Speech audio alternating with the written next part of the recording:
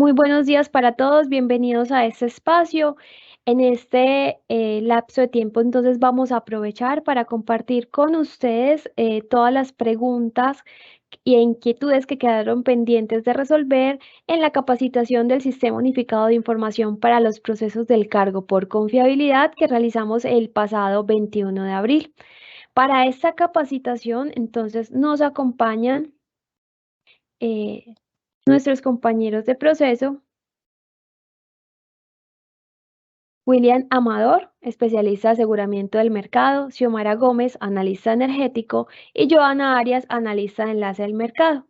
A continuación, entonces, le doy paso a William, especialista de aseguramiento del mercado. William, adelante. Muchas gracias, Kenny, por tu presentación, por tu introducción. Estamos aquí para responder las preguntas que quedaron pendientes en la capacitación pasada. Un segundito, yo estoy aquí acomodando algo y que no me funciona. Bueno, vamos a ver si se puede. Voy a también a compartir pantalla porque algunas preguntas se responden con el cronograma. Entonces quisiera pues apoyarme del cronograma para que se vea, digamos, más fácil la respuesta. Entonces vamos a empezar con una primera pregunta. Dice, antes del 31 de agosto del 2027, solicitamos nos confirme cuáles auditores están autorizados por XM o la CREC para que realicen la auditoría de los contratos de combustible. Entonces lo primero es aquí observar un poco en el cronograma, ¿cierto? Que recuerden que el día de la subasta es el 16 de agosto y una vez se publican los resultados de la subasta, pues los agentes tendrán que entregar antes del 7 de septiembre en el caso de las plantas térmicas o los contratos de combustible o las garantías para esos contratos de combustible. Pero en cualquier caso, entréguese contratos o garantías antes del 31 de agosto, por la resolución dice que 3 meses antes del inicio del periodo de vigencia de la obligación, deben entregar la copia de los contratos de combustible auditados. Entonces, la regulación establece que el CNO define una lista de auditores. Entonces, en esa lista de auditores, los agentes la consultan en la página web del CNO y ahí tienen la lista de los auditores que pueden contratar para que le realicen la auditoría a sus contratos de combustible. En XM se reciben esos contratos de combustible, vuelvo y digo, antes del 31 de agosto del 2027, auditados, se hayan entregado los contratos de combustible o las garantías, ¿vale? La siguiente pregunta dice si la ENFIC no comprometida de las plantas existentes se debe reportar el día 24 de mayo o el 17 de julio. Entonces, para eso vamos aquí un poquito a mirar el cronograma.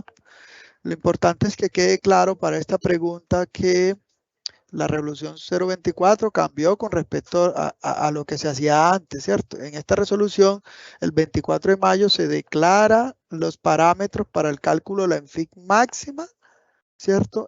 Hasta el 24 de mayo, con eso se calculan con esos parámetros calculamos la ENFIC máxima que se comunicará a cada uno de los participantes el 30 de junio, ¿cierto? Y importante que la regulación determina también que hasta el 17 de julio hay plazo para que se declare la información necesaria para que nosotros en el ASI calculemos la ENFIC no comprometida, ¿cierto? De todas las plantas. ¿Y cuál es esa información que se debe declarar? Las obligaciones de energía firme, las OF previas y los compromisos en los anillos de seguridad, ¿cierto? Entonces recuerden que vamos a tener una ENFIC máxima a la cual se le va a descontar la OF previa y los compromisos de anillo de seguridad y eso es lo que se conoce como la ENFIC no comprometida. Es por esto que muchos agentes preguntan por las reglas que estaban antes. ¿Cuándo si yo declaro la ENFIC no comprometida? Los agentes declaran la información necesaria para que la SIC calcule la ENFIC no comprometida. O sea que hasta ese 17 de julio declaran la OF previa y los compromisos de los anillos de seguridad. Entendemos que para todas las plantas. Entonces, hasta este plazo también pueden declarar las plantas existentes esa información. Otra pregunta es para las capacitaciones, bueno, está mal redactado, pero la voy a tratar de leer bien. ¿Las capacitaciones son obligatorias? Tanto el representante legal como los delegados deben asistir. Aquí lo que podemos en el contexto es que recuerden que para poder participar el día de la subasta, yo debo habilitar, ¿sí? Aquí se le envía una comunicación el 14 de agosto a los participantes que estén habilitados. ¿A quienes habilitamos? A los que hayan ejecutado, pues hayan venido a la capacitación del sistema de recepción de oferta y hayan venido pues al simulacro. Entonces esos serán los agentes habilitados. Entonces la pregunta, si el representante legal y los delegados deben asistir aquellas personas que ese participante consideren que son necesarios asistir para que vengan a presentar la oferta el día de la subasta a través del sistema de recepción de oferta.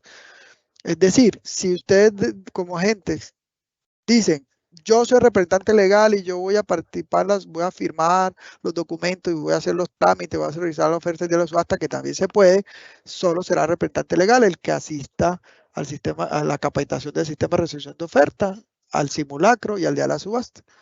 Pero si el representante legal no lo quiere hacer y quiere designar a 2 contactos activos, entonces serán estos 2 contactos activos los que tendrán que hacer esa asistencia a las capacitaciones. O sea, las asistencias a las capacitaciones son obligatorias para los que vayan a presentar la oferta el día de la subasta. ¿Vale? Otra pregunta dice que el 10 de mayo es la fecha límite para registro en el mecanismo del cargo. ¿Cuál sería la diferencia entonces con el 24 de mayo? Vamos a devolvernos aquí un poquito para esa pregunta. Recuerden que menciona este agente en esta pregunta el 10 de mayo, ¿cierto? Y pregunta que cuál es la diferencia con el 24 de mayo, ¿cierto? Entonces, ¿qué podemos decir? Vea, el 10 de mayo es una fecha sugerida por nosotros como administradores de la subasta para coordinar el correcto desarrollo de la subasta, ¿cierto? O sea, aquí estamos diciendo, vea, hasta este día traten de registrarse y tener todos los documentos ya aprobados para que tengan un espacio entre el 10 de mayo y el 24 de mayo para declarar interés y declarar parámetros, ¿cierto? Porque si dejan que esta fecha se les corra, van a tener menos tiempo para declarar interés y declarar parámetros. Listo. Eso sería. Dice otra pregunta. Buenos días. Entendí que las plantas especiales no son tomadoras de precio y que realizan una oferta de precio el día de la subasta. ¿Es así?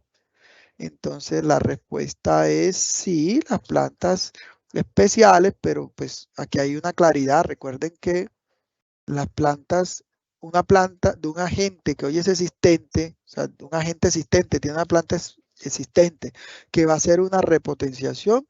Dependiendo del tamaño de esa obra, esa se puede clasificar como especial o existente con obra. Por lo tanto, pues de acuerdo a la pregunta de nuestro agente, esa planta se constituyó en una planta especial. Entonces, esas plantas que existen hoy, que van a hacer una obra lo suficientemente grande para constituirse en una planta especial, van a participar en la subasta con la ENFIC no comprometida de la parte nueva, ¿cierto? De la parte de la repotenciación, y sobre esa parte van a realizar oferta, efectivamente. Oferta de ENFIC y precio, ¿vale? Entonces, sí. El plazo para cargar el acta de la Junta que habilita al representante legal para firmar contratos sin límite de cuantía es el 28 de abril o el 10 de mayo, aprovechando aquí que estamos acá. Recuerden que el 28 de abril es una fecha límite para registrarse en el SUIC, entendiendo por registrarse en el SUIC la obtención del login y el password, el usuario y la contraseña, para poder ingresar al sistema. Y hasta el 10 de mayo el registro de los participantes en el mecanismo correspondiente del cargo, que para este caso sería la subasta. Entonces, acá este registro en el mecanismo del cargo implica que él envíe la información de la compañía, el certificado de asistencia y representación legal, la información de representante legal, si desea apoderado de manera opcional, si desea los contactos activos de manera opcional. Entonces, ese acta de junta que habilita al representante legal para firmar los contratos del límite de cantidad está hasta el 10 de mayo, porque aquí hasta el 28 de abril es simplemente para ingresar con usuario y contraseña al sistema del SWIC. Acá ya es donde ya debe. También preguntaron, ¿qué pasa si me paso un día pues del 10 de mayo? Pues no pasa nada porque la regulación no tiene una fecha establecida en la regulación para yo recibir el registro. Simplemente estamos haciendo la precaución con los clientes para que no dejen para último minuto el tema de la aprobación de su registro, porque se les puede comer el tiempo para declarar interés y declarar parámetros. Otra pregunta dice, buenas, ¿pueden aclararme qué se entiende por planta asistente? Entonces, una planta asistente es una planta unidad de generación que al momento de efectuar la subasta o el mecanismo de asignación que haga sus veces, dice la resolución, esté en operación comercial. Es una planta asistente. Pero en la resolución CREC 02 del 2019 se agregó otra definición y dice que también se consideran dentro de esta categoría, o sea, de las plantas asistentes, la en fin no comprometida de plantas que hoy estén en operación comercial y que hayan recibido asignaciones de OF previamente a través de cualquier mecanismo en el pasado. O sea, una planta que en el pasado tenía su categoría, ¿cierto? Por decir algo, nueva. Una planta que en un mecanismo anterior se presentó como nueva, participó, quedó asignada, empezó a construirla y ya hoy está en operación comercial. Entonces, la en fin no comprometida de esa planta, que ya hoy está en operación comercial, no importa si recibió esa OF previamente en un mecanismo anterior, también esa en fin no comprometida también es de una planta existente. Y por lo tanto, pues esa en fin no comprometida se asignará como una planta existente, que adivinen cuánto, un año. Entonces, otra pregunta, si el 1 de agosto, vamos a irnos un poquito acá en el dibujo hasta el 1 de agosto, aquí estamos, 1 de agosto. Entonces, miren lo que dice este agente. Si el 1 de agosto es la fecha de publicación del CE, miren que efectivamente el 1 de agosto es la publicación del costo del entrante. Tiene sentido que solo se tenga ese mismo día para manifestar que no se desea tomar el 80% del costo de entrante. Es decir, lo que nos dice este participante en la subasta es que hasta el 1 de agosto también hay plazo para que los agentes existentes declaren el retiro dependiente de ese. O sea, que haya gente que dice, no, si la subasta cae por debajo del 80% del costo del entrante, yo no quiero como existente quedar asignado. Entonces tiene que enviar un formato, ese formato lo tiene que enviar antes, vamos a mirar cuándo. Ese formato, miremoslo por aquí. Miremos más atrás que no lo encuentro. No lo veo. Bueno, no lo veo. Bueno, en este momento no lo veo, pero está antes de esta fecha. Entonces, ¿qué dice nuestro cliente? Dice, pues si el ASI publica el costo del entrante hasta el 1 de agosto. Y hasta ese mismo día yo tengo que declarar ese retiro de dependientes. Entonces la pregunta es, no me va a quedar tiempo, ¿cierto? Eso es lo que entiendo yo y tienen toda la razón. Entonces, por esa razón, nosotros como así, conscientes de eso, que no quedó bien coordinado esas fechas, pues nosotros vamos a publicar este costo de entrante lo más pronto posible, antes del 1 de agosto, ¿cierto? Para que los agentes participantes de la subasta conozcan ese costo del entrante y sepan si quieren declarar el retiro por debajo del 80% de ese valor. Listo. Entonces, bueno, esa es como la idea. Entonces, sí, no tiene de pronto un poco sentido que la fecha hubiera quedado igual, pero nosotros vamos conscientes de esa situación, lo vamos a publicar mucho antes para que puedan conocer ese valor y decidir si quieren declarar el retiro por debajo del 80% del mismo. La siguiente pregunta dice, ¿los asistentes deben participar en la capacitación de la subasta? Sí, la respuesta ya creo que la habíamos dicho. Todos los agentes que participan en la subasta, es obligación de todos los participantes de la subasta asistir a la capacitación del sistema de recepción de ofertas. De hecho, eso está en el anexo 2, en el capítulo 1, en el numeral 3. Entonces, para que lo tengan en cuenta, sí, efectivamente, todo el que vaya a ir a la subasta, a lo que vaya a hacer a la subasta, si sea ofertar, eh, tomar precio, y lo que sea, debe asistir a la capacitación del sistema de recepción de ofertas. La siguiente pregunta dice si el representante legal debe ser representante legal o puede delegar a alguien sin crearlos hasta 2 contactos en el SUIC. Entonces, recordarle a nuestros clientes que el representante legal puede firmar toda la documentación de la empresa que se encuentra pues en la resolución que debe firmar el representante legal, pero también puede realizar trámites y puede realizar la oferta el día de la subasta. ¿Eso por qué? Porque hay participantes pequeños donde el representante legal está dispuesto a hacer todo, ¿cierto? Porque son agentes que quieren entrar aquí en el mercado colombiano. Entonces, ese representante legal, además de firmar la documentación asociada a la subasta, también puede hacer los trámites. ¿Qué son los trámites? Que sube el formato, que presenta la garantía, todo lo que es ese trabajo de entregar información y recibir información en el SUIC, lo puede hacer también el representante legal y también puede ofertar el día de la subasta. Pero si el representante legal quiere definir un apoderado para el tema de firmas, pues de la misma manera, ese apoderado que está apoderado es apoderado del representante legal para el tema de firmas, así como el representante legal también podía hacer trámites y ofertar el día de la subasta, pues este apoderado también lo podrá hacer porque está reemplazando al representante legal.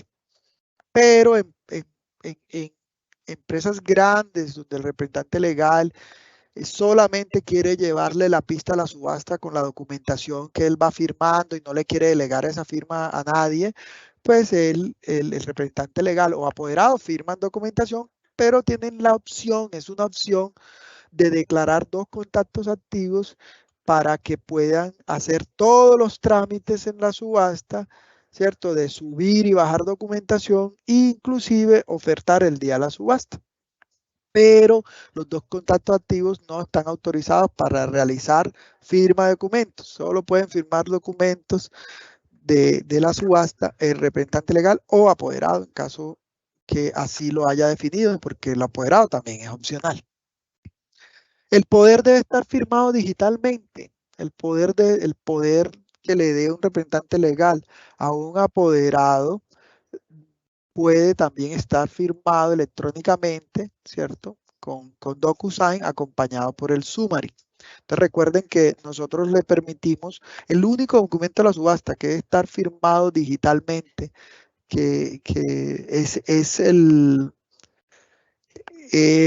contrato de mandato. El resto de la documentación, los agentes pueden decidir entre si quieren enviarlo firmado digitalmente o electrónicamente con DocuSign. Pero si es electrónico con DocuSign, deben acompañarlo con el summary. La buena noticia es que el SUIC permite, pues en este momento no, pero porque no hemos activado esa opción, estamos activando prontamente, el SUIC va a permitir que todos los usuarios del SUIC usen la firma electrónica de DocuSign. Entonces no van a tener que ir a buscar otras firmas electrónicas por otro lado o firmas digitales, ¿no? El mismo sistema les va a permitir, les va a proporcionar la firma electrónica a través de DocuSign. La última pregunta de la parte de la subasta es: los formatos para registrar los usuarios activos. ¿Tienen un espacio para que esos usuarios activos acepten la delegación? ¿Cómo se firma si los usuarios no tienen firma digital o electrónica?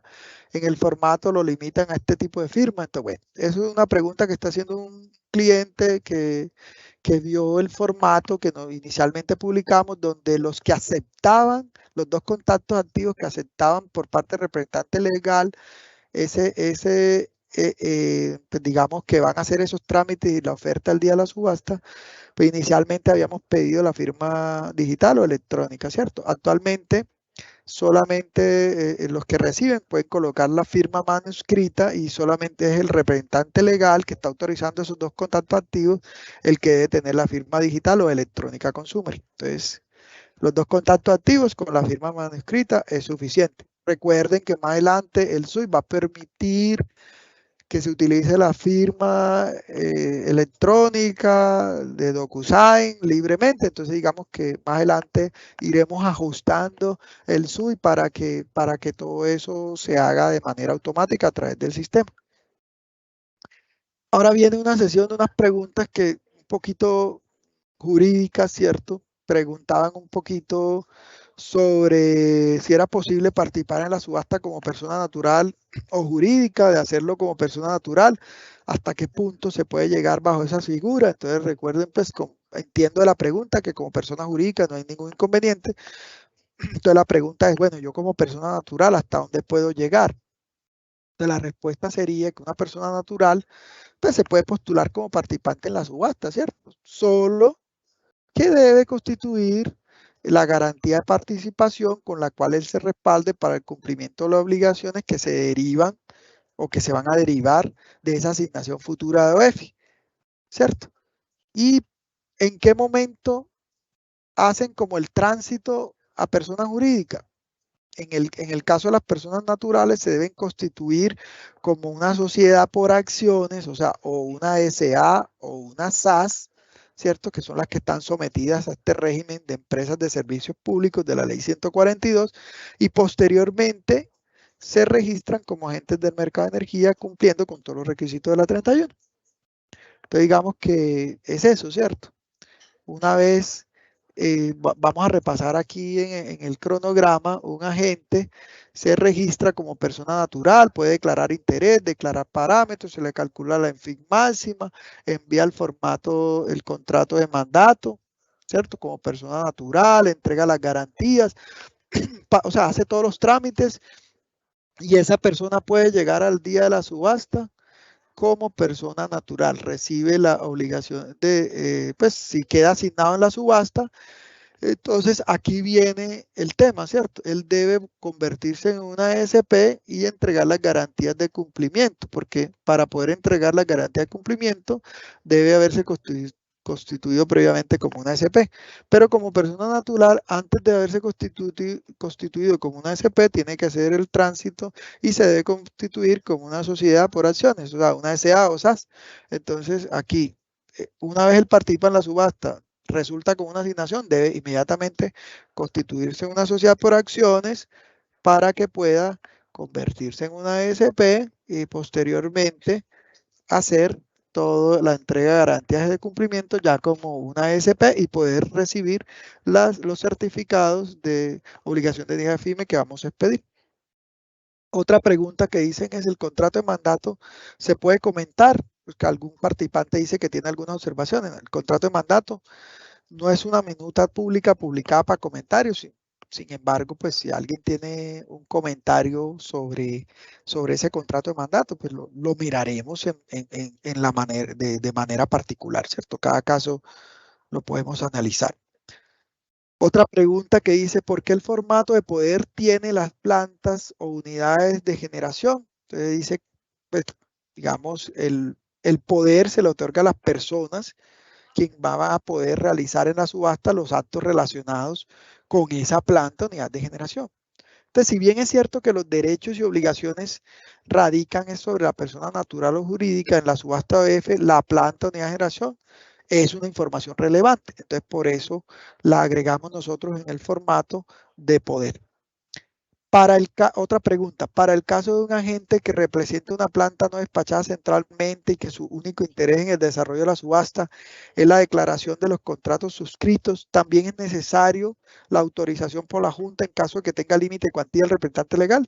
Lo anterior considerando que no va a participar como tal en la subasta. Esto es una pregunta muy interesante, muy buena, una pregunta muy buena, y lo que hemos analizado nosotros al interior de XM es que la autorización para actuar sin restricción en cuantía se requiere solamente cuando los participantes aspiran a tener asignación de OF. Es decir, para un agente que solamente tiene una planta no despachada, exclusivamente una planta no despachada centralmente, que no va a participar el día de la subasta, no se le va a asignar OF, no requiere tener esa autorización para actuar sin restricciones en cuantía, pero lo tiene que indicar para que nosotros sepamos, ¿cierto? Porque no sabemos quién es quién, ¿cierto? Si es un agente que tiene, por ejemplo, plantas despachadas y no despachadas, pues tendrá que hacerlo. Pero si tiene exclusivamente plantas no despachadas, nos los indica en el proceso de registro, pues sí, y lo tenemos en cuenta. En ese caso, no le exigimos esa autorización.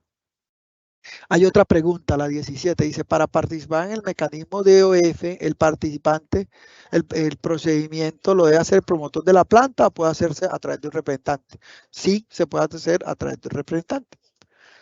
Otra pregunta dice, si inicialmente se registra un promotor de un proyecto, posteriormente podrá hacerse un cambio de agente que represente dicho proyecto. En este caso, pues pensamos que la pregunta así muy cruda le hace falta un poquito más de detalle, entonces estaríamos atentos a revisar esos casos que se presenten en el curso del proceso de la subasta para que lo analicemos en conjunto. Si un agente, otra pregunta, si un agente existente va a representar un proyecto de un promotor independiente, ¿qué se debe hacer? Pues manifestar el interés con el proyecto de generación nuevo. Sin embargo, si tengan algún caso particular para analizar frente a la regulación vigente, estaremos también atentos. El representante, otra pregunta, el representante legal que firme los documentos y la oferta tiene que poder comprometer a la empresa sin limitaciones. Representante legal o su apoderado, como hemos dicho, deben tener las facultades para contratar sin límite de cuantía. Es decir, sí, debe comprometer a la empresa sin limitaciones. Otra pregunta, la 21. Para quienes no sean agentes del mercado, ¿podrían ampliar un poco sobre el requisito de aportar con el registro de información del representante? Pues digamos, de lo que entendemos de esta pregunta, pues lo aclaramos muy bien el 21 de abril, se deben aportar todos los documentos definidos en el cronograma administrador de la subasta, ¿cierto? Sí, eso es como lo básico. Otra pregunta, ¿en todo el proceso de subasta se puede realizar el cambio de representante legal? Yo creo que sí, cada que se tenga un cambio de representante legal, se debe realizar los cambios en los formatos y en el sistema, los cuales tendrán efecto a partir obviamente de la modificación. O sea, un representante legal que firmó los primeros documentos cuando él era representante legal, pues esos no, pero una vez haya un cambio de representante legal, de ahí en adelante tendrá que firmar el nuevo representante legal. ¿Cierto? Otra pregunta, ¿es posible presentarse con una planta cuyo FPO esté vencida, pero tiene una solicitud de modificación de fecha puesta en operación no resuelta? Este es un caso que pensamos que se le debe consultar a la CREC, ¿cierto? O estamos atentos aquí para mirar pues el caso particular con un poco más de detalle. Si la planta jurídica otra pregunta, si la planta jurídica dueña de la planta no está registrada en el ASIC, ¿cómo puede participar?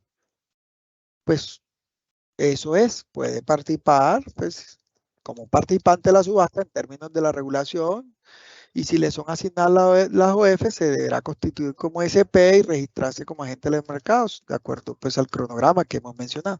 O sea, ese es, digamos, el básico, ¿cierto? Una persona jurídica puede participar en la subasta, ¿cierto? En los términos ya establecidos y que hemos contado. Y vamos ahí se acabaron ya las preguntas con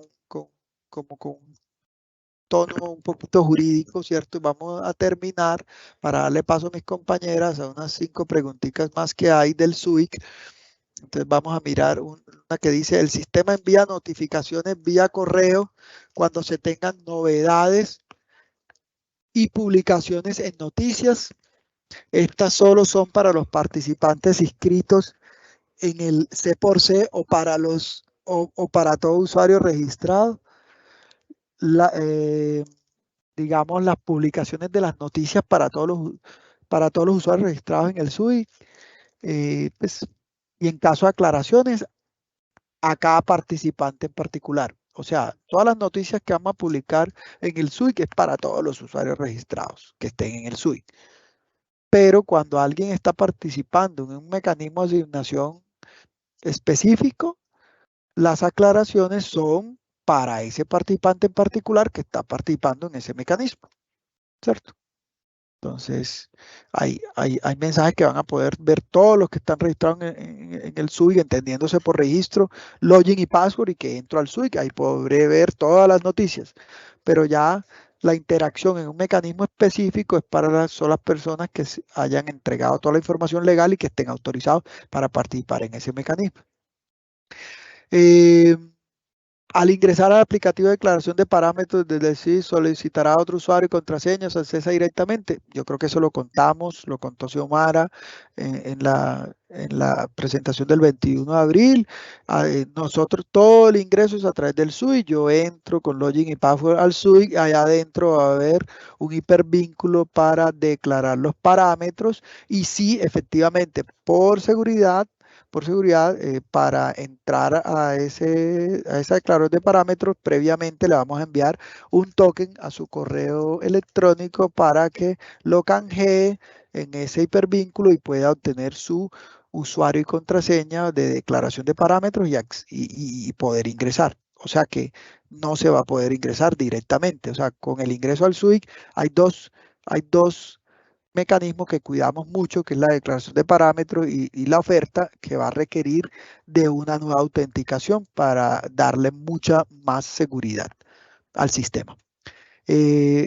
Otra pregunta, ¿la plataforma cuenta con previsualización para el envío de la información? Sí, la gente va a adjuntar la información, va a diligenciar la información requerida y la va a poder ver ahí en pantalla. Una vez le dé clic de enviar, ya no, se fue, ya no la va a poder modificar.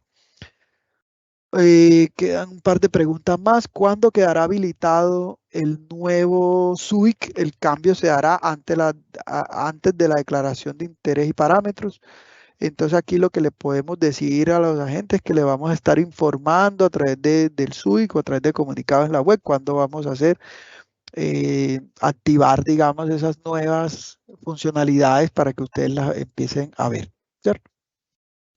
Otra pregunta, ¿es necesario que el representante legal se registre en el aplicativo o los contactos activos se pueden registrar y adjuntar el formato de autorización? No, lo habíamos explicado, siempre es el representante legal en que empieza todo el proceso a través del SUIC, o sea, es él que inicialmente se registra en el aplicativo y es él quien autoriza a los usuarios activos, a los dos usuarios activos de su empresa, para participar en el mecanismo y ya luego cuando ellos se registren podrán hacer los trámites y cargar la información requerida en el proceso. Y la última pregunta, antes de cederle a mi compañera Xiomara las inquietudes de parámetros, nos dice un agente, ¿me debo registrar a la plataforma por proyecto o por empresa? Recordamos que efectivamente el registro en la plataforma es por empresa. O sea que si yo tengo varios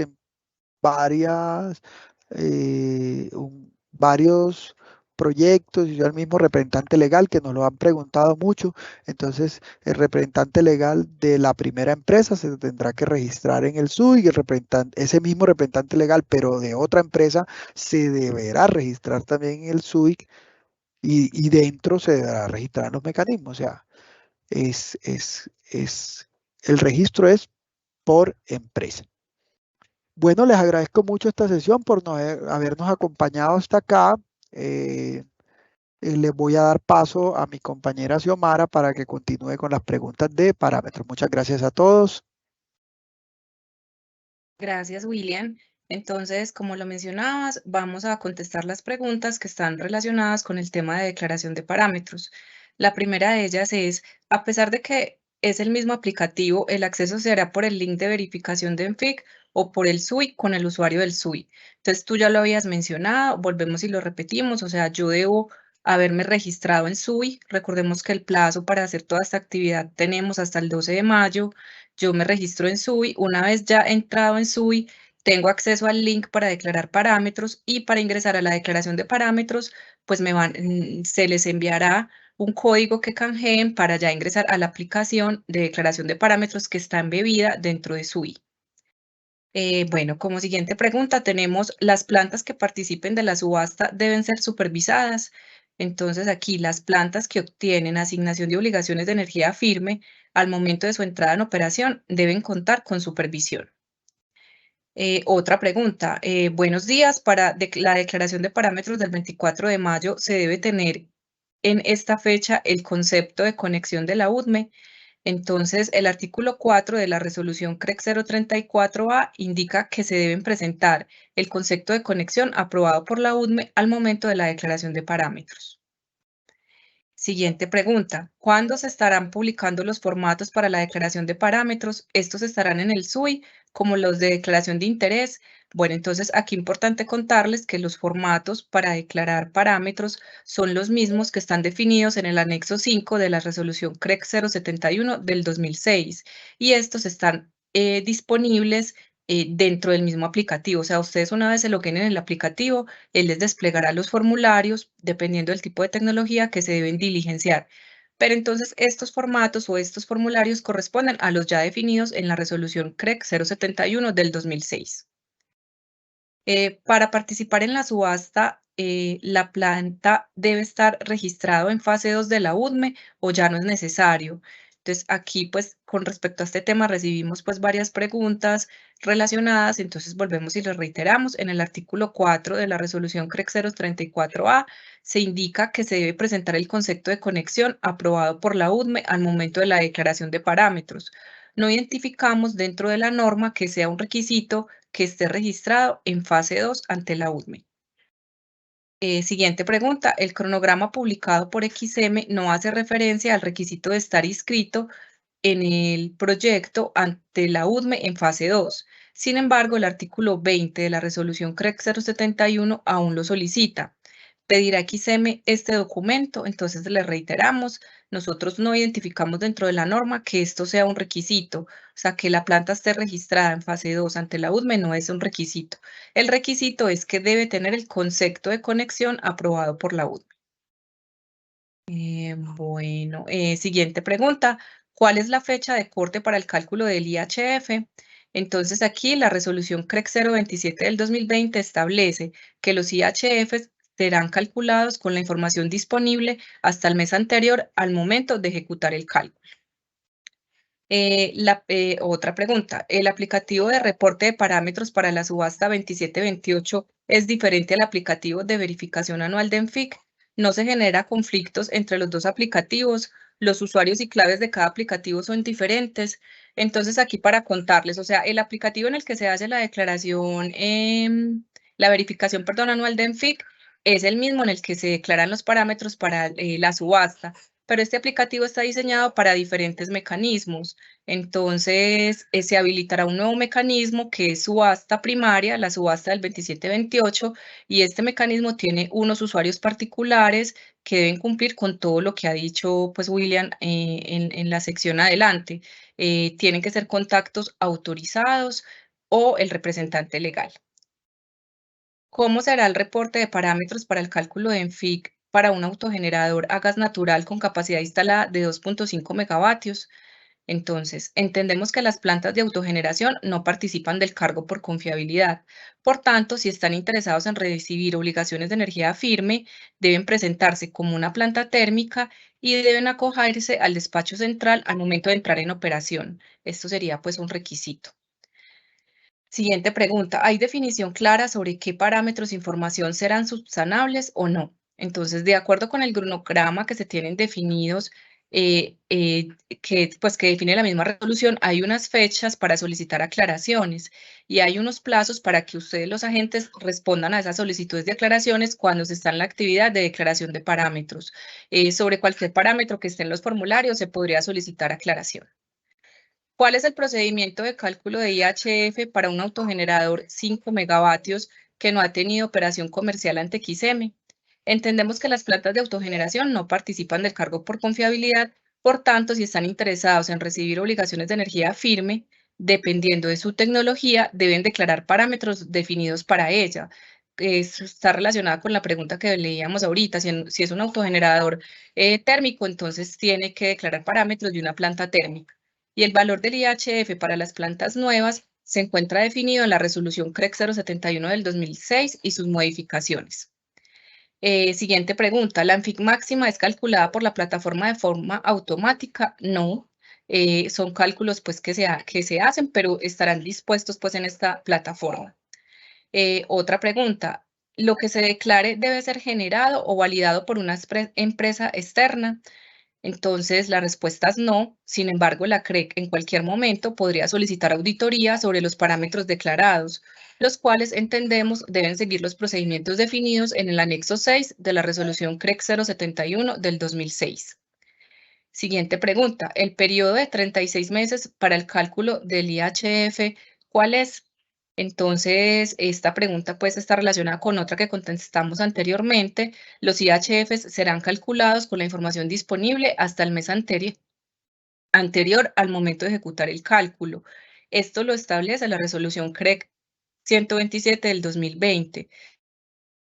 De lo anterior entendemos que los 36 meses dependen del mes de cálculo. Sin embargo, sugerimos elevar esta consulta con la comisión, quien es la entidad encargada de interpretar las normas que expide.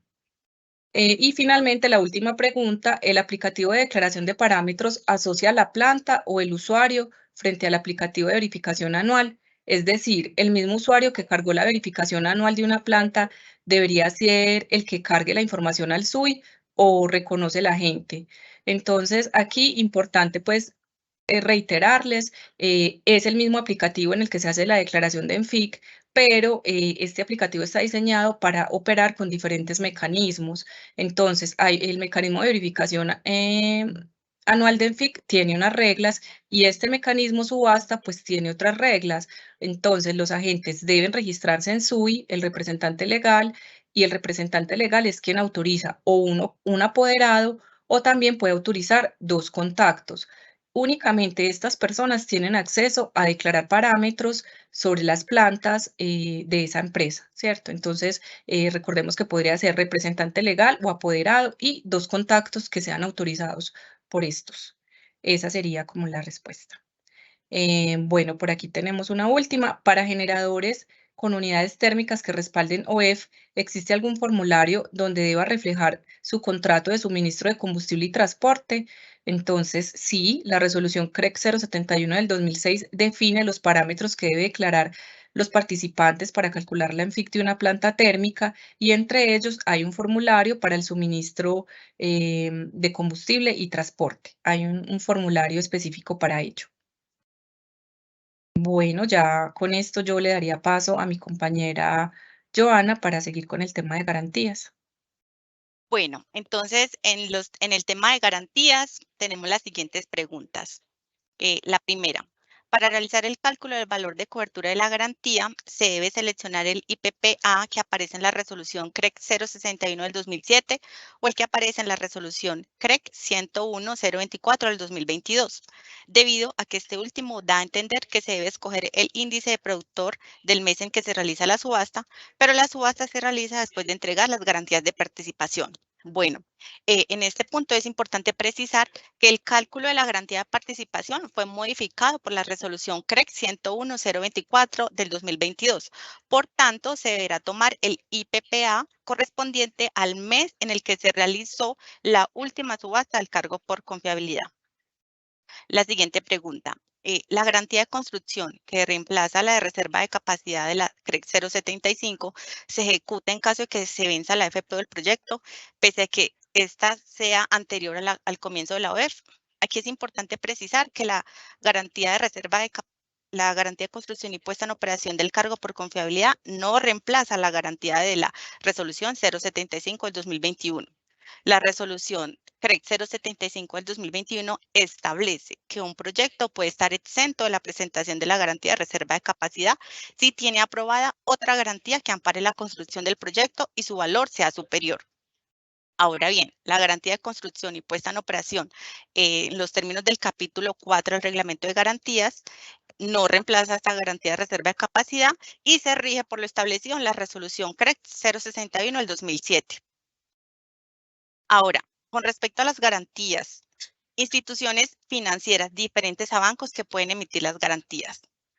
En este punto es importante aclarar que la resolución establece que pueden emitir garantías las instituciones financieras debidamente autorizadas por la Superintendencia Financiera que cumplan con lo establecido en la resolución 061 del 2007, entre los cuales están: la entidad financiera otorgante deberá pagar a primer requerimiento al beneficiario. El valor pagado por la entidad financiera otorgante deberá ser igual al valor total de la cobertura conforme lo indicado en el reglamento del cargo por confiabilidad.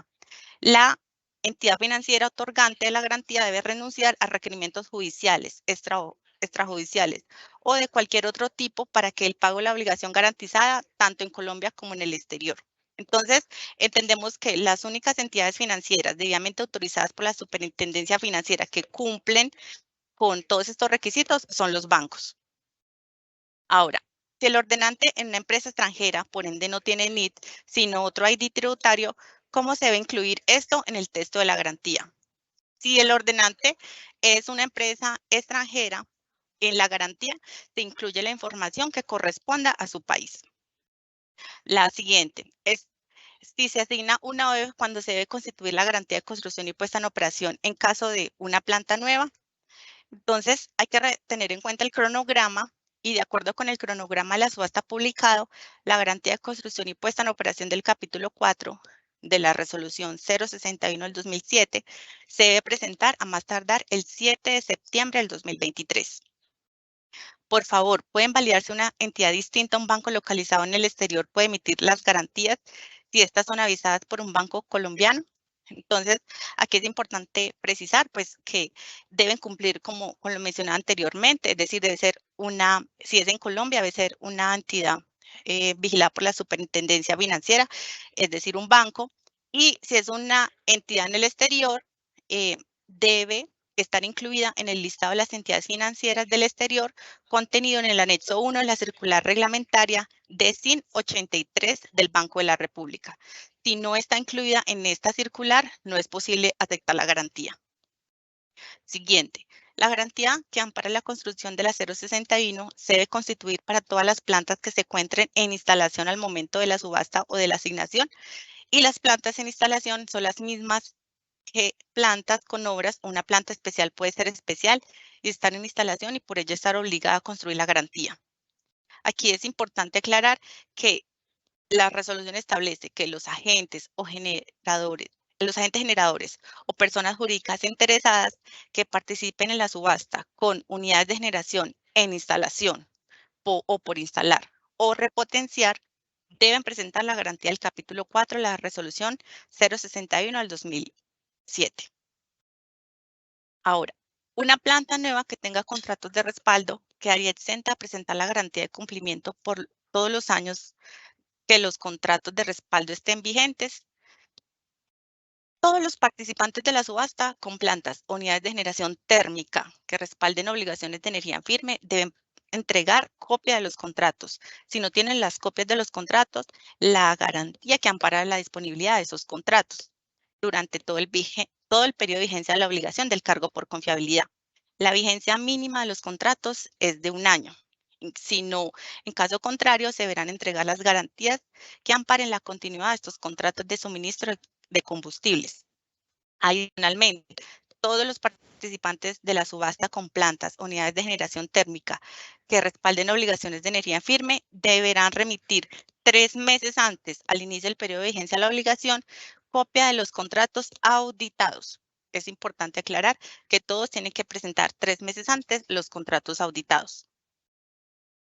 Bueno, esta pregunta, para el caso del artículo 36 de la resolución 101.024, plantas existentes, caso de plantas térmicas, el 7 de septiembre se deben entregar copias de los contratos de combustible con vigencia para el periodo 27-28 o solo deben entregar la garantía, teniendo en cuenta que los contratos de combustible se entregan meses antes del IPBO. Como mencionaba anteriormente, deben presentar los contratos de combustible o la garantía. si se presentan los contratos de combustible, entendemos que no le aplica la garantía. Y de todas maneras, 3 meses antes del inicio de la vigencia de la obligación deben presentar los contratos auditados. Si soy una planta nueva para que me asignen un IHF del 20% para el cálculo de la ENFIC, puedo utilizar la garantía del capítulo 8 para parar el incremento futuro de la ENFIC debido a la mejora del IHF. Hay que tener en cuenta que se pueden acoger al capítulo 8, pero deben cumplir con este cronograma. O sea, la planta debe entrar en operación y debe cumplir con el cronograma de mejora del IHF antes del IPBU. Se recomienda revisar el numeral 342 del anexo 3 de la resolución 071 del 2006. Y finalmente, las plantas existentes deben presentar garantías de participación en la subasta. Entonces, aquí es importante aclarar que a las plantas a las cuales les aplique la presentación de las garantías exigidas en los capítulos del 4 al 8 del Reglamento de Garantías del Cargo por Confiabilidad, deberán presentar esa garantía de participación. Entonces, esas son todas las preguntas de garantías. Ahora le doy paso a mi compañerita Kenny. Muchísimas gracias, Joana. Les agradecemos a todos el interés en esta capacitación. Les recordamos que las memorias de la capacitación pasada, realizada el 21 de abril, fue enviada a sus correos, también publicada en nuestra página web y en nuestro canal de YouTube. Allí entonces vamos a lanzar en la descripción del video este enlace para que también puedan consultarlos. Les agradecemos a todos su interés y su participación en este espacio. Un feliz día para todos. Feliz tarde.